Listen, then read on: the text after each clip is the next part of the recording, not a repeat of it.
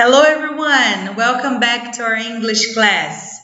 Meu nome é Teacher Simone e eu sou professora de inglês do Colégio Jesus Adolescente Anglo na cidade de Catanduva. Tudo bem com vocês? Hoje a nossa aulinha é super simples, nós vamos falar de pronomes, ok? Subject and Object Pronouns. Bom, os pronomes sujeitos, eles são aqueles que substituem os sujeitos na frase, aquelas pessoas que praticam a ação. O pronome objeto é aquele que substitui o substantivo da frase, normalmente aquele que vai sofrer a ação, né? Que vai receber a ação. Antes de mais nada, vamos lembrar quais são os dois através dessa tabela que a gente tem aqui. Bom, do lado esquerdo eu tenho the subjective pronouns, que são I, you, he, she, it, we and they. Vamos lembrar? I, eu, you, você, he, ele, she, ela, it, ele ou ela, mas é o sujeito neutro para falar de animais, objetos, tempo, sentimento. We, nós, they, eles ou elas. E o pronome objeto, que são equivalentes aos sujeitos, são me, you, him, her, it, us e them. A dúvida fica quando usar um e quando usar o outro. Foi o que eu disse agora há pouco. O pronome sujeito, que são os da esquerda, eles são usados para substituir o sujeito na frase. Aquela pessoa que está fazendo a ação, que está praticando a ação. Já o pronome objeto, ele vai ser usado para substituir um substantivo da frase. Aquele que está recebendo ou que está sofrendo a ação. Vamos ver nesse próximo exemplo. Eu tenho Bob loves Linda.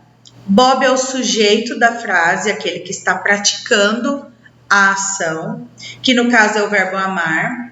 E Linda é a pessoa que está recebendo essa ação, tá? A pessoa que está sendo amada. Então eu vou substituir Bob e Linda por pronomes. Bob, he. Linda, her. Por que her e não she? Porque quem sofre a ação é o objeto da frase. Então, a gente tem que substituir pelos pronomes objetos. Então, ao invés de eu falar Bob loves Linda, eu falo he loves her. Ele a ama.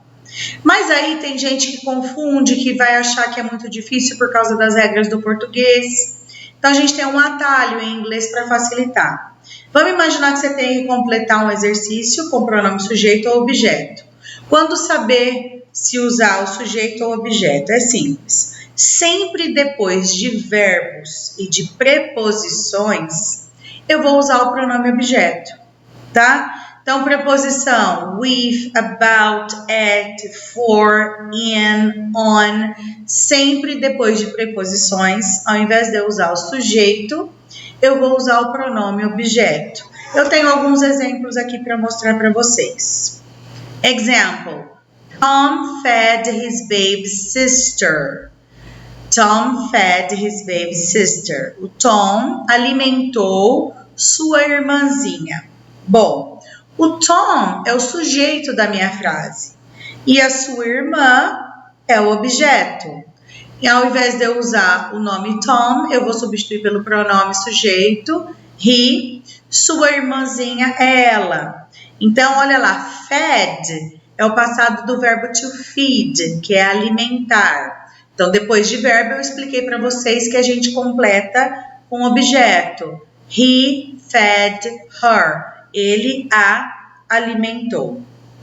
Outro exemplo. Jennifer got the keys. Jennifer é ela, pegou as chaves. As chaves são elas. Então, eu vou substituir Jennifer e o substantivo as chaves, the keys. Jennifer é o sujeito, é a pessoa que está praticando a ação de pegar. E as chaves são o meu objeto. Então, eu vou substituir as chaves, são elas. E ao invés de eu usar they, eu tenho que usar them. Porque olha lá o got. É um verbo, e eu disse para vocês, depois de verbo e preposição, a gente usa o pronome objeto, ok? She got them. Another example. The candy is for Michael and me. O doce é para mim e para o Michael. O doce é ele, mas não é ele pessoa, então eu não posso falar he. O doce é ele, coisa, ok? Então, qual que é o sujeito neutro que a gente aprendeu? It. It is para o Michael e para mim, para nós. Eu não posso usar o we. Por quê? Olha lá, gente. Antes de Michael and me, eu tenho for.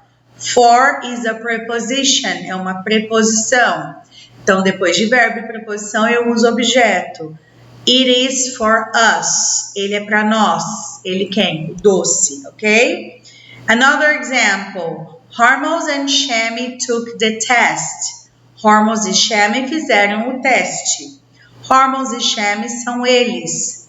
They. Fizeram o teste. Ou fizeram.